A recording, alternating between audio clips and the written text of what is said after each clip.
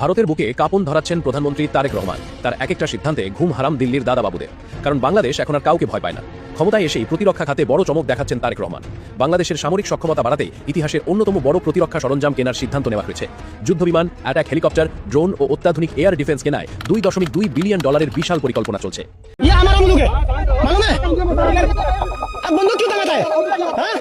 আবার উত্তপ্ত ভারত বাংলাদেশ সীমান্ত। এবার সিলেট সীমান্তে আকস্মিক গুলি ছুড়েছে ভারতীয় সীমান্তরক্ষী বাহিনী বিএসএফ। তবে গুলি ছুড়ে পার পায়নি তারা। হামলার জবাবে তাৎক্ষণিক পাল্টা গুলি চালিয়েছে বর্ডার গার্ড বাংলাদেশ। বিজেপির কড়া ও দৃঢ় প্রতিরোধে দ্রুতই নিয়ন্ত্রণে আসে পরিস্থিতি। মঙ্গলবার এক প্রেস বিজ্ঞপ্তিতে এই তথ্য জানায় বিজেপি। সোমবার বিকেলে সিলেটের গোয়াইনঘাট উপজেলার সোনারহাট সীমান্ত এলাকায় হঠাৎ গুলি ছোড়ে বিএসএফ সদস্যরা। এর পরপরই পাল্টা জবাব দেয় বিজেপির সিলেট ব্যাটালিয়ন। দুই বাহিনীর মধ্যে উত্তেজনাকর পরিস্থিতি তৈরি হলেও শেষ পর্যন্ত কোনো হতাহতের ঘটনা ঘটেনি। সীমান্তে অনেক সহ্য করা হয়েছে, আর নয়। এখন বুলেটের জবাব বুলেটেই হবে। বিএসএফ এর বাড়াবাড়ির জবাব বুলেটেই বুঝিয়ে দিল বিজিবি। আর তাতেই দেশের অতন্ত্র প্রহরীদের প্রশংসায় পঞ্চমুখ দেশের মানুষ। সীমান্তের ওপারে তখন সন্ধ্যা নামছে। কুয়াশা আর ধোঁয়াটে আলোয় ঢেকে যাচ্ছে সোনারহাটের চরাঞ্চল। স্থানীয়রা বলছেন ঠিক সে সময় আচমকা ভেসে আসে গুলির শব্দ। 1 রাউন্ড 2 রাউন্ড, তারপর টানা ফায়ার। মুহূর্তেই থমকে যায় সীমান্ত পারের জনপদ। মানুষ দৌড়ে আশ্রয় নেয় ঘরের ভেতর। শিশুদের কান্না, আতঙ্কে ছোটাছুটি, আর দূরে সীমান্তের দিকে তাকিয়ে থাকা শত শত চোখ। কোরবানির ঈদের আর মাত্র কিছুদিন বাকি, অথচ এই উৎসবের মৌসুমে পশ্চিমবঙ্গের পশুর হাটগুলো হঠাৎ করে সম্পূর্ণ থমকে গেছে। একসময় জমজমাট গরুর হাটগুলো আজ একদম নীরব ও ক্রেতাশূন্য। কিন্তু কেন? কারণ পশ্চিমবঙ্গের শুভেন্দু অধিকারীর নেতৃত্বে নতুন বিজেপি সরকার গঠিত হওয়ার পরপরই 1950 সালের একটি পুরনো গবাদি পশু জবাই সংক্রান্ত আইন অত্যন্ত কঠোরভাবে বলবৎ করার নির্দেশ দেওয়া হয়েছে। আর এই নতুন নির্দেশিকার ধাক্কায় শুধু যে মুসলিম সম্প্রদায়ের মধ্যে আতঙ্ক ছড়িয়েছে তা নয়, সবচেয়ে বড় বিপর্যয় নেমে এসছে রাজ্যের লাখ লাখ সনাতন ধর্মাবলম্বী হিন্দু গো খামারিদের ওপর। ঋণের বোঝা মাথায় নিয়ে চরম লোকসানের মুখে পড়া এই হিন্দু খামারিরা এখন ক্ষোভে, হতাশায় বিষ খেয়ে আত্মহত্যার হুমকি দিচ্ছেন। ভারত ভাঙার জন্য বিজেপি আর মোদি আনাফ। যেই হিন্দুস্তান নামক রাষ্ট্র রক্ত দিয়ে মুসলমানরা তৈরি করেছে, আজকে সেখানে তাকে অপর করে ফেলা হচ্ছে। তাকে মসজিদে নামাজ পড়তে দেওয়া হচ্ছে না। আমাদেরকে ঘুম পাড়ানির গান শোনানো হয়েছে বাংলাদেশে, যুদ্ধের গান শোনানো হয় নাই। আমাদের মায়েরা এরকম কাব্য বলতে পারে নাই যে আমাদের ব্রিটিশ বিরোধী আন্দোলনের গল্পটা কি ছিল, আমরা কোথায় কোথায় লড়াই করেছি, কিভাবে আমাদের উপনিবেশবাদ বিরোধী 190 বছরের লড়াই ছিল। আরে এখানকার তৃণমূল, সিপিএম, কংগ্রেস যত না চিড়বিড়ানি করছে, শুভেন্দু মুখ্যমন্ত্রী হওয়ার পরে বাংলাদেশের জামাতিদের চিড়বিড়ানি অনেক বেশি হয়ে যাচ্ছে। अरे भाई, मैं डरने वाला आदमी नहीं हूं, झुकने वाला आदमी नहीं हूं, डराने का काम करने का कोई जरूरत नहीं है। भाजपा ने जो कमिटमेंट दिया वो पूरा करने का काम भाजपा का चीफ मिनिस्टर करेगा करेगा करेगा। পশ্চিমবঙ্গের বাঙ্গুরা বাংলাদেশে প্রগতিশীলতার নামে, ধর্মনিরপেক্ষতার নামে হাসিনা ফ্যাসিবাদকে উলঙ্গভাবে সাপোর্ট দেওয়া গেছে। এখন হিন্দুত্ববাদের নামে ফ্যাসিবাদের কবলে পড়েছে। ফ্যাসিবাদের মজা কেমন 2 দিনে ভালো টের পেয়েছে, আরো পাবে। যদিও আক্রমণের লক্ষ্য হবে মুসলমানেরা প্রাথমিকভাবে, কিন্তু ফ্যাসিবাদের আগুন থেকে কেউ রক্ষা পাবে না।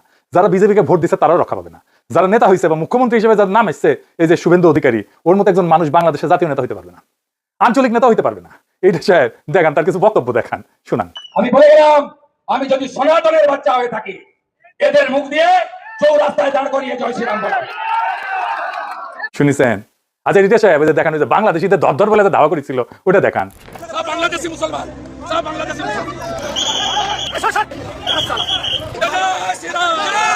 দেখেছেন বাংলাদেশে কখনো এরকম মাল রাজনৈতিক নেতা হইতে পারবে? পারবে না, শিওর। আমার 5 লাখ টাকা লোন নেওয়া সব মহিলারা এসেছে আমার বাড়িতে। আমাদের ঈদটা করতে দিক, আমরা গরুগুলো বিক্রি করি।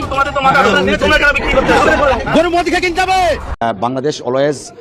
Bangladesh always regard India as a good friend, but that friendship should be with like respect each other. It's not that dominating to each other, with respect, and that relation should be people to people relation rather than person to person. Thank you. ভয়াবহ রকমের সামাজিক বিপর্যয়ের মুখে পড়েছে পশ্চিমবঙ্গ এবং আসাম। বিশেষ করে সামাজিক অবক্ষয়ের এই ভয়াবহ রূপ পশ্চিমবঙ্গের প্রতিটি পাড়ায় পাড়ায়, মহল্লায় মহল্লায় ছড়িয়ে পড়েছে। আসসালামু আলাইকুম প্রিয় দর্শক, নতুন একটা নিউজে সবাইকে স্বাগতম। প্রিয় দর্শক, ভিডিওর শুরুতেই অনেকগুলো ভিডিওর অংশ বিশেষ আপনারা ইতিমধ্যে দেখেছেন। দেখেই বুঝতে পারছেন আজকের ভিডিওটি কতটুকু গুরুত্বপূর্ণ এবং আকর্ষণীয় হতে চলেছে। চলুন কথা না বাড়িয়ে একটা লাইক দিয়ে সম্পূর্ণ ভিডিও দেখে আসি। তার আগে বলবো, যারা এখনও চ্যানেলটি সাবস্ক্রাইব করেননি তারা সাবস্ক্রাইব করে দিবেন, আর যারা সাবস্ক্রাইব করেছেন তাদেরকে অসংখ্য ধন্যবাদ। প্রিয় দর্শক, কথা বাড়াবো না, চলুন মূল ভিডিওতে চলে যাই। যদি ভারত বাংলাদেশ দুই সীমান্তবর্তী প্রতিবেশী দেশ পারস্পরিক এক ধরনের শান্তিপূর্ণ সম্পর্ক সহাবস্থান বজায় রাখার পথ খুঁজে না পায়, তাহলে পাকিস্তান যখন সমীকরণে একটা গুরুত্বপূর্ণ খেলোয়াড় হয়ে উঠছে, তখন কি এই সীমান্তটি শেষ পর্যন্ত ভারত পাকিস্তান সীমান্তের মতো স্পর্শকাতর, সংঘর্ষপূর্ণ, সংঘাতপূর্ণ হয়ে উঠবে? এবং সেই সিদ্ধান্ত নিয়েই সামনে এগোচ্ছে তারেক রহমান সরকার। দুই তরফেই সম্ভবত সীমান্তটিকে কিছুটা অস্থির এবং অশান্ত রাখার বিষয়ে এক রকমের এক্সপেরিমেন্টেশন করবার বা একটা পরীক্ষা নিরীক্ষা করে দেখবার ঝোঁক ক্রমাগত বাড়ছে। এই সীমান্তটিকে সম্ভবত খুব বেশি শান্ত বা শান্তিপূর্ণ রাখার কোনো উদ্দেশ্য এখন দুতরফের কোনো তরফেই আর দেখা যাচ্ছে না। এই যে সীমান্তকে অশান্ত করে তোলার ঝোঁক, যার একটা সুস্পষ্ট ইঙ্গিত হিসেবে সিলেট সীমান্তে বিএসএফ গুলি করেছে এবং তারপর বিজিবি পাল্টা জবাব দিয়েছে, এমন একটা শিরোনাম বাংলাদেশের সকল সংবাদ মাধ্যমে দেখা যাচ্ছে, এবং যার পরে আগেও কোনো পতাকা বৈঠক ঘটেছে, কেন বিএসএফ গুলি চালালো, বিজিবি কেন পাল্টা জবাব দিল, এখন থেকে কি গোলাগুলির মাধ্যমেই জবাব আর পাল্টা জবাব চলতে থাকবে কিনা, এসব নিয়েও দুদেশের তরফে বা সীমান্ত কর্তৃপক্ষের মধ্যে, দুটো সীমান্তরক্ষী বাহিনীর মধ্যেও কোনো আলাপ আলোচনার উদ্যোগ নাই। এই যে দুটো সীমান্তবর্তী দেশ, মানে ভারতের সঙ্গে আমাদের 4000 কিলোমিটারের বেশি সীমান্ত রয়েছে, এই দুটো দেশের মধ্যে সীমান্ত যদি অশান্ত হয়ে পড়ে, মানে ঠিক কোন পথে সরকার দুটো এগোতে চাইছে সে প্রশ্নটা করবার এখন সম্ভবত একটা জরুরি মুহূর্ত চলে এসেছে। কারণ যে কোনো সময় সম্ভবত ঘটনাটি খুব বেশি মাত্রায় উত্তপ্ত বা সংঘাতপূর্ণ হয়ে উঠতে পারে। সিলেট সীমান্তে গোয়াইনঘাট উপজেলার সোনারহাট সীমান্ত এলাকায় সোমবার বিকালে ভারতীয় সীমান্তরক্ষী বাহিনী বিএসএফ কর্তৃক গুলি ছোড়ার ঘটনায় তাৎক্ষণিকভাবে কড়া প্রতিক্রিয়া জানিয়ে পাল্টা ফায়ার করেছে বর্ডার গার্ড বাংলাদেশ বিজিবির সিলেট ব্যাটালিয়নের 48 বিজিবি দায়িত্বপূর্ণ এলাকায় ওই গুলির ঘটনা ঘটে। এই খবরটি বিজিবির প্রেস রিলিজের উপর ভিত্তি করে এই সকল সংবাদ মাধ্যম ছেপেছে। মঙ্গলবার বিজিবি ওই প্রেস বিজ্ঞপ্তিতে জানিয়েছে যে বিজিবির দৃঢ় ও পেশাদার পদক্ষেপের ফলে পরিস্থিতি দ্রুত নিয়ন্ত্রণে আসে। এ ঘটনায় কোনো হতাহতের ঘটনা ঘটেনি। বর্তমানে সীমান্ত পরিস্থিতি শান্ত ও স্থিতিশীল রয়েছে। ঘটনার পরপরই সীমান্ত এলাকায় বিজিবির টহল ও নজরদারি জোরদার করা হয়েছে। ঠিক কি কারণে বিএসএফ গুলি চালালো, সীমান্তে কি ঘটেছিল, আর কেন বিজিবি মনে করছে পাল্টা গুলি দিয়ে তার জবাব দেওয়াটা দৃঢ় এবং পেশাদারি সিদ্ধান্ত হয়েছে, আর সেই গুলি চালানোর ফলেই সীমান্ত শান্ত হয়ে উঠেছে, তার মানে বিএসএফ উস্কানি দিচ্ছিল বিজিবিকে গুলি চালানোর জন্য। এরপর বিজিবি বলছে বিজিবি সীমান্তে যে কোনো উস্কানিমূলক ও অনাকাঙ্ক্ষিত ঘটনার বিষয়ে সর্বোচ্চ সতর্ক অবস্থানে রয়েছে এবং দেশের সার্বভৌমত্ব ও সীমান্তের নিরাপত্তা রক্ষায় সর্বোচ্চ পেশাদারিত্ব ও দৃঢ়তার সঙ্গে দায়িত্ব পালন করে যাচ্ছে।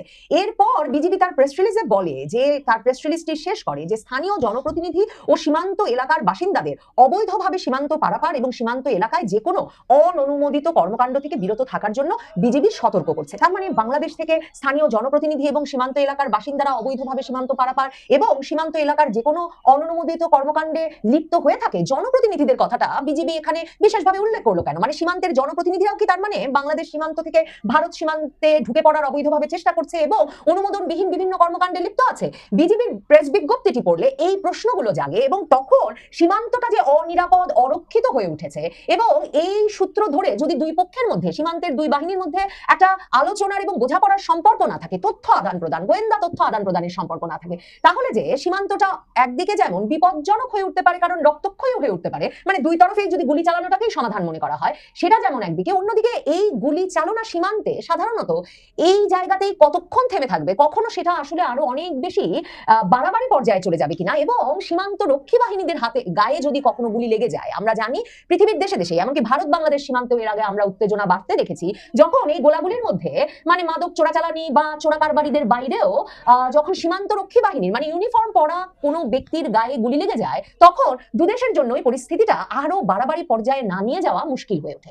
কাজেই আলোচনার কি এখন কোনো বিকল্প আছে? কিন্তু আলোচনার যে কোনো আগ্রহ নাই তার প্রমাণ যে ভারত যখন গত বছর মে মাসে 2025 ইউনূস আমলের মে মাসে বাংলাদেশ সীমান্তে পুশিং শুরু করলো, যে বাংলাদেশের নাগরিকেরা অবৈধভাবে ভারতে বাস করছেন, এদেরকে ধরে ধরে এনে সীমান্তে বিজিবি যখন আশপাশে নাই তখন পুশিং করে ঢুকিয়ে দেওয়া শুরু করলো বাংলাদেশের বিভিন্ন সীমান্ত দিয়ে ভারত। তখন বাংলাদেশের সেই সরকারের জাতীয় নিরাপত্তা উপদেষ্টা খলিলুর রহমান কিন্তু বলেছিলেন যে ভারতের এই কাজটা ঠিক হচ্ছে না এবং ভারতের সঙ্গে এ বিষয়ে যোগাযোগের বা এই পুশিং নিয়ে আলোচনার একটা চ্যানেল তৈরির চেষ্টা হচ্ছে। কিন্তু এখন যখন এ দফায় যখন এই সপ্তাহের মানে এক সপ্তাহের কিছু বেশি সময় আগে সীমান্তে বিএসএফ এর গুলিতে 2 জন বাংলাদেশি নিহত হলেন এবং তখন বিজিবি একটা প্রেস রিলিজ দিয়ে জানিয়েছিল যে ওই নিহত 2 জন সহ 15 জনের বাংলাদেশি চোরাকারবারিদের একটা দল সীমান্ত পাড়ি দিয়ে ভারতে ঢোকার চেষ্টা করছিল এবং তখন ভারতে বিএসএফ তাদেরকে ধরে ফেলে এবং চোরাচালানের মালামাল নিয়ে ফেরার সময় বিএসএফ এদের ধরে ফেললে এদের সাথে হাতাহাতি ধস্তাধস্তি শুরু হয়। এক পর্যায়ে বিএসএফ ছড়রা গুলি চালালে 2 জন ওই ছড়রা গুলিতে নিহত হন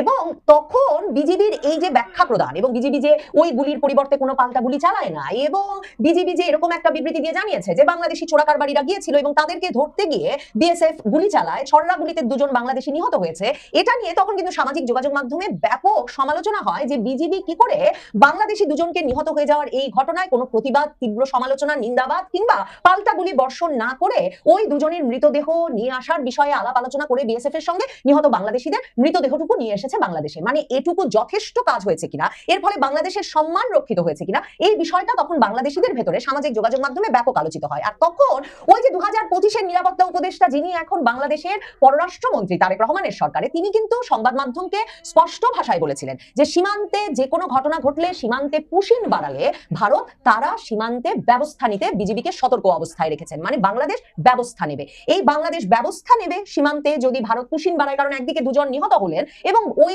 সময়টাতেই এই খবরও সীমান্ত থেকে এলো, সীমান্তে আবার বাংলাদেশিদের পুশিন করার পর একটা দলকে বিজিবি উদ্ধার করলো, সে খবরও সে সময়ই এসেছিল। কাজেই তখন বাংলাদেশের পররাষ্ট্রমন্ত্রী স্পষ্ট করে বললেন যে যে কোনো রকম পুশিনের ঘটনা যদি ভারত ঘটায় তাহলে বাংলাদেশ এরপর ব্যবস্থা নেবে। এবং অন্যদিকে বাংলাদেশের স্বরাষ্ট্রমন্ত্রী সালাউদ্দিন আহমেদ তিনি বললেন সীমান্ত স্বাভাবিক রাখতে সতর্ক থাকবে বিজিবি। এরপর বাংলাদেশে ওই সীমান্ত হত্যা নিয়ে যারা যেসব দল প্রতিবাদ জানালো, জামায়াতে ইসলামী সহ বেশ কিছু ইসলামপন্থী দল, জামায়াতে ইসলামী সরাসরি বলল যে এটা দুর্বল পররাষ্ট্র নীতির লক্ষণ বাংলাদেশ সরকারের, এবং অন্য অনেকেই এই বিজিবি যে অবস্থানটা নিল সেটাকে একটা দুর্বল অবস্থান হিসেবে চিহ্নিত করেও সেসব সভা সমাবেশে বক্তব্য রেখেছিল। তার মানে এখন সরকারের তরফে কি বিজিবিকে আলোচনার বাইরে বা পতাকা বৈঠকের চেষ্টার বাইরে কিংবা সীমান্তকে মাদক কিংবা অবৈধ অনুপ্রবেশ থেকে সুরক্ষিত রাখার বাইরে আসলে পাল্টা জবাব দিতে সরকারের তরফে উৎসাহিত করা হয়েছে। ওপাশে তো বিজেপি সরকার এসেছে পশ্চিমবঙ্গে ক্ষমতায় এবং প্রায় 2000 কিলোমিটারের বেশি আসলে সীমান্ত পশ্চিমবঙ্গের সঙ্গে, এবং তারা এসেই বলেছে 45 দিনের মধ্যে তারা সীমান্তে কাঁটাতার বসানোর জন্য জমি দেবে, এবং তারা বলেছে যে সীমান্তে তারা অনেক বেশি নজরদারি জোরদার করবে অনুপ্রবেশ এবং মাদক চোরাচালান ঠেকাতে। পশ্চিমবঙ্গে বিজেপি আসার আগেই আসামে বিজেপির যে মুখ্যমন্ত্রী হিমন্ত বিশ্ব শর্মা তিনি রীতিমতো সংবাদ মাধ্যমকে সাক্ষাৎকার দিয়ে বলেছিলেন যে তিনি প্রতিনিয়ত প্রার্থনা করেন যে বাংলাদেশ ভারত সম্পর্কটা যাতে ভালো না হয়, কারণ তিনি চান সীমান্তে অস্ত্র উঁচিয়ে পাহারা দেবে বিএসএফ। তাহলে ওদিকে অস্ত্র উঁচিয়ে পাহারা দেবে বিএসএফ, এদিকে পাল্টা গুলি চালাবে বিজিবি, কিন্তু 2 সরকারের মধ্যে যেমন কোনো আলাপ আলোচনা হবে না, তেমনি আলাপ আলোচনা হবে না এমনকি 2 সীমান্তরক্ষী বাহিনীর মধ্যে। তাহলে সীমান্ত কি এভাবেই সুরক্ষিত রাখার একটা রাজনৈতিক সিদ্ধান্ত 2 দেশের রাজনৈতিক সরকার নিয়ে ফেলেছে? বিশেষ করে বাংলাদেশে যখন পাকিস্তানের সেনাবাহিনী সহ পাকিস্তান সরকারের সঙ্গে বাংলাদেশ সরকারের ঘনিষ্ঠতা অত্যন্ত বাড়ছে, সীমান্ত সুরক্ষার জন্য পাকিস্তান এবং বাংলাদেশের স্বরাষ্ট্রমন্ত্রীরা পারস্পরিক সমঝোতা স্মারক সই করেছেন, যেটা বিশেষভাবে সন্দেহের উদ্রেক করে, কারণ পাকিস্তানের সঙ্গে বাংলাদেশের কোনো সীমান্ত নাই এবং তাতে ধারণা করা যায় যে পাকিস্তান বাংলাদেশকে সম্ভবত সহযোগিতা দেবে যাতে সীমান্ত বাংলাদেশ সুরক্ষিত রাখতে পারে পাকিস্তানের কৌশলে। পাকিস্তানের অনেকেই সন্দেহ করছেন হয়তো পাকিস্তানের শক্তির উপর ভর করে। এরপর সংবাদ মাধ্যমে খবর আসছে যে পাকিস্তানের প্রধানমন্ত্রী শাহবাজ শরীফ এবং সেনাবাহিনী প্রধান, সশস্ত্র বাহিনী প্রধান ফিল্ড মার্শাল আসিম মুনির বাংলাদেশে আসছেন একটা প্রতিরক্ষা সহযোগিতা চুক্তি সই করতে। তাহলে সীমান্তে যদি ভারত বাংলাদেশ 2 সীমান্তবর্তী প্রতিবেশী দেশ পারস্পরিক এক ধরনের শান্তিপূর্ণ সম্পর্ক সহাবস্থান বজায় রাখার পথ খুঁজে না পায়, তাহলে পাকিস্তান যখন সমীকরণে একটা গুরুত্বপূর্ণ খেলোয়াড় হয়ে উঠছে, তখন কি এই সীমান্তটি শেষ পর্যন্ত ভারত পাকিস্তান সীমান্তের মতো স্পর্শকাতর, সংঘর্ষপূর্ণ, সংঘাতপূর্ণ হয়ে উঠবে? এবং সেই সিদ্ধান্ত নিয়েই সামনে এগোচ্ছে তারেক রহমান সরকার। সম্ভবত 2 দেশের রাজনৈতিক নেতৃত্বেরই চাওয়া এটাই যে সম্পর্কটা যাতে কিছুতেই ভালো না হয়, এই যোগাযোগের সম্পর্কগুলো ভেঙে দিয়ে একটা সন্দেহের সম্পর্কের উপরেই 2 সীমান্তবর্তী রাষ্ট্রের রাজনৈতিক নেতৃত্ব তাদের সম্পর্ককে সামনে এগিয়ে নিয়ে যেতে চাইছে কিনা, সম্ভবত সেটা খোলাখুলিভাবে আলোচনা করাই এখন সবচেয়ে গুরুত্বপূর্ণ হয়ে উঠেছে। ভয়াবহ রকমের সামাজিক বিপর্যয়ের মুখে পড়েছে পশ্চিমবঙ্গ এবং আসাম। বিশেষ করে সামাজিক অবক্ষয়ের এই ভয়াবহ রূপ পশ্চিমবঙ্গের প্রতিটি পাড়ায় পাড়ায় মহল্লায় মহল্লায় ছড়িয়ে পড়েছে। কেন এটি হলো? এই যে কয়েকদিন আগে ভারতে যে বিধানসভা নির্বাচন হলো, এই নির্বাচনে মমতা বন্দ্যোপাধ্যায়ের তৃণমূল এরা হেরে যায়, আর এখানে উঠে আসে কট্টর হিন্দুত্ববাদী সাম্প্রদায়িক গোষ্ঠী, সাম্প্রদায়িক দল বিজেপি। সেই বিজেপি নেতা শুভেন্দু অধিকারী পশ্চিমবঙ্গের মুখ্যমন্ত্রী হিসেবে নির্বাচিত হন, আর আসামে নির্বাচিত হন শুভেন্দুর মতোই আরেকজন কট্টর সাম্প্রদায়িক ব্যক্তিত্ব হেমন্ত বিশ্বকর্মা। এই 2 জন মূলত তাদের বিশ্বাস, চিন্তা, আদর্শের দিক থেকে একেবারে মোদির বরপুত্র। শুভেন্দু অধিকারী মুখ্যমন্ত্রী হবার সাথে সাথেই একটা ফরমান জারি করে দিল, পশ্চিমবঙ্গে কোনো ধরনের প্রাণী হত্যা, জবাই করা এগুলো সম্পূর্ণ নিষিদ্ধ, আইন করে নিষিদ্ধ করা হলো। তার উদ্দেশ্য কি ছিল? উদ্দেশ্য কিন্তু অন্য কিছু, প্রাণী হত্যা বন্ধ করা তার উদ্দেশ্য নয়। তার উদ্দেশ্য ছিল আসন্ন কুরবানির ঈদকে সামনে রেখে মুসলমানেরা যে গরু কুরবানি করবে, এই গরু কুরবানি ঠেকানোর জন্য। বাহাদুরি, ক্ষমতা পেয়েছে, বাহাদুরি তো একটু দেখাতেই হবে। এই বাহাদুরি দেখাতে গিয়ে শুভেন্দুর এখন এমন একটা অবস্থা তৈরি হয়েছে, ও এখন ভিক্ষা চাই নামা কুকুর তারা এরকম অবস্থায় পড়েছে। শুভেন্দু খুব তাড়াতাড়ি জনগণের কাছে তাকে করজোরে ক্ষমা চাইতে হবে, চাইতেই হবে। ক্ষমা চাওয়া ছাড়া শুভেন্দুর কোনো উপায়ন্তর থাকবে না। পৃথিবীতে যেখানেই সাম্প্রদায়িক শক্তি মাথাচাড়া দিয়ে ওঠে, যারা প্রচন্ড রকমের সাম্প্রদায়িক, এদেরকে যদি রাষ্ট্র ক্ষমতায় আপনি নিয়ে আসেন, তাহলে প্রথম অবস্থায় প্রথম ক্ষতিগ্রস্ত হবে নিজেদের লোকজন। কলকাতার হিন্দুরাই তার বাস্তব উদাহরণ। শুভেন্দু যখন এই নিয়মটা বাতলে দিল, তখন পুরা পশ্চিমবঙ্গ জুড়ে মানুষের ভিতরে, বিশেষ করে হিন্দু সমাজের ভিতরে হাহাকার রব উঠে গেছে। তারা এত বিদ্রোহী হয়ে উঠেছে, হাহাকার থেকে তাদের ভিতরে জন্ম নিয়েছে বিদ্রোহ। এখন তারা রাস্তাঘাটে কাশি, কুদাল, খন্তা, হাসুয়া এগুলো নিয়ে রাস্তায় নেমে পড়েছে।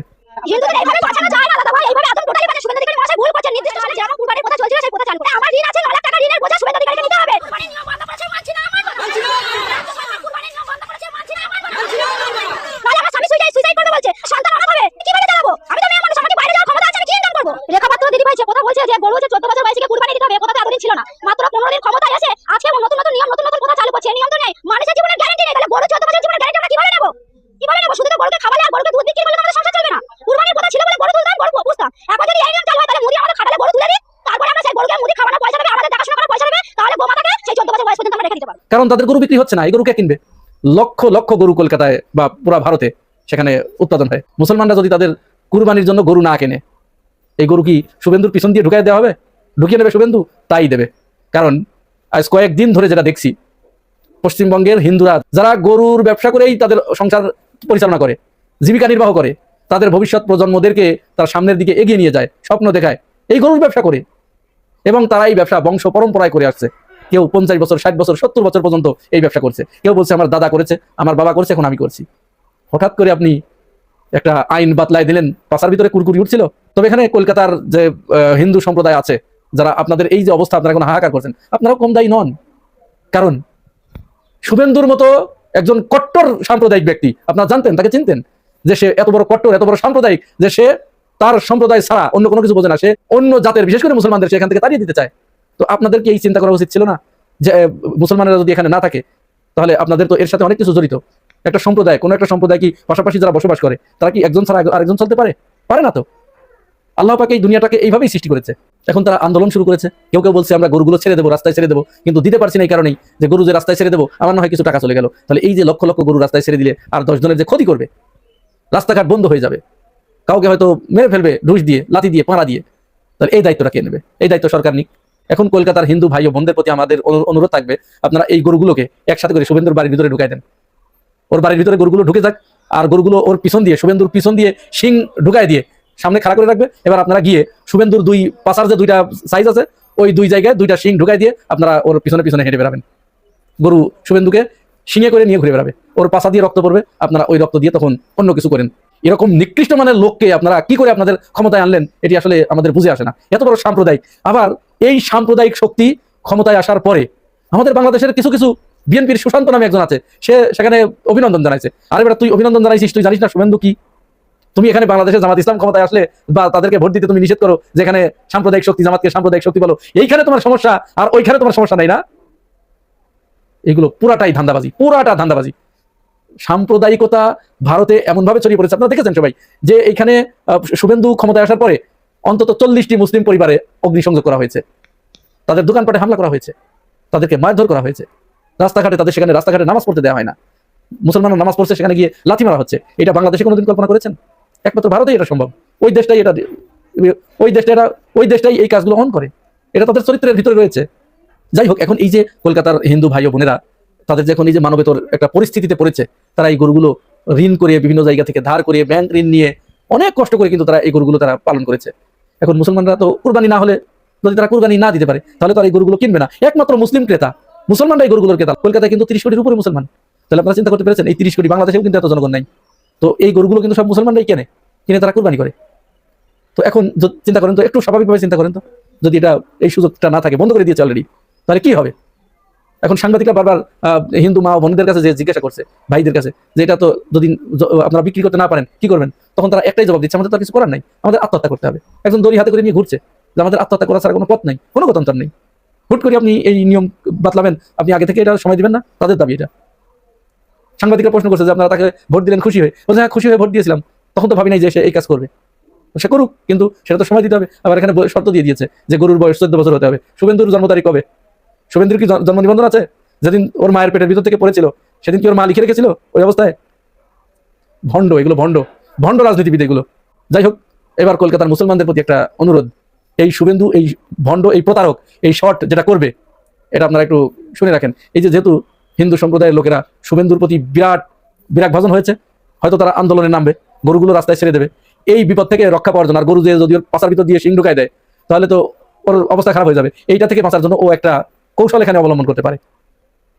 কলকাতার মুসলমান ভাইরা শুনে রাখেন, ও এখন হয়তো একটা এই শর্তটা শিথিল করতে পারে যে এই কুরবানি পর্যন্ত এই শর্ত শিথিল করা হলো, আর তার সম্প্রদায়ের লোকদেরকে বলে দিল যে আগামী কুরবানির থেকে তোমরা কিন্তু আর গরু পাইলো না, কেউ গরুর ব্যবসা করো না। তাহলে উদ্দেশ্যটা কি? যে মুসলমানরা আগে গরুগুলো কিনে নিক। আচ্ছা, এখন মুসলমানরা এই গরুগুলো যখন কিনে নিয়ে আসবে তখন ওই কুরবানির ঈদের আগের দিন রাত 12টার পরে, মানে যখন গরু চলে এসেছে, অথবা ঈদের দিন সকাল 8টায় যখন কুরবানি করতে যাবে, ঠিক সেই মুহূর্তে একটা ফরমান জারি করে দেবে যে না, কুরবানি করা যাবে না। গরুগুলো তো হয়ে গেছে, গরু কেনা হয়ে গেছে, টাকাগুলো হিন্দু সম্প্রদায়ের হাতে চলে গেছে, মুসলমানরা গরু কিনে এনেছে, ক্ষতিগ্রস্ত হবার যা হবার মুসলমানরা হবে। হিন্দু সম্প্রদায়ের লোকেরা টাকা পেয়ে গেল, তাদের ব্যবসা বাণিজ্য সবকিছু তারা দিনাদায়িক সব পরিশোধ হয়ে গেল, তাহলে রক্ষা পেল, হিন্দুরা আন্দোলনে নামবে না। আর মুসলমানেরা তখন এই গরু নিয়ে তারা কি করবে? এই একটা চক্রান্তে এই শুভেন্দু, এই শট, এই প্রতারক, এই ভণ্ড এই ধরনের একটা কাণ্ড ঘটাতে পারে। সুতরাং মুসলমানরা আপনারা যে সিদ্ধান্ত নিয়েছেন ওই সিদ্ধান্তেই অটল থাকেন, আপনারা গরু কুরবানি দিয়েন না, দরকার নাই, আপনাদের কুরবানি করার দরকার নাই। কারণ ওরকম একটা সাম্প্রদায়িক দেশে তো আপনি কুরবানি দিতে গেলে আপনাকে হত্যা করবে, বিন্দু মাত্র দ্বিধা করবে না। ইতিমধ্যে অনেকে ফ্রিজের ভিতরে গরুর গোশত রাখার কারণে এসে পিটিয়ে হত্যা করেছে, সেই দেশ ভারত। সুতরাং আপনারা এই কুরবানি করার দরকার নেই আপনাদের, যেখানে আপনাদের সুযোগ নাই, সুবিধা নাই, এটা আপনাদের দরকার কি? জীবন আগে বাঁচান। প্রিয় ভাই বোনেরা, আপনাদের কাছে কি মনে হয়? আমি যেটা বললাম এটা কি যৌক্তিক মনে হয়? জানাবেন মন্তব্য। প্রিয় দর্শক, ভিডিওটি দেখে কি জানলেন, বুঝলেন? অবশ্যই আপনাদের মূল্যবান মতামত কমেন্ট বক্সে জানিয়ে দিবেন। পারলে ভিডিওটি শেয়ার করে সবাইকে দেখার সুযোগ করে দিবেন। ধন্যবাদ।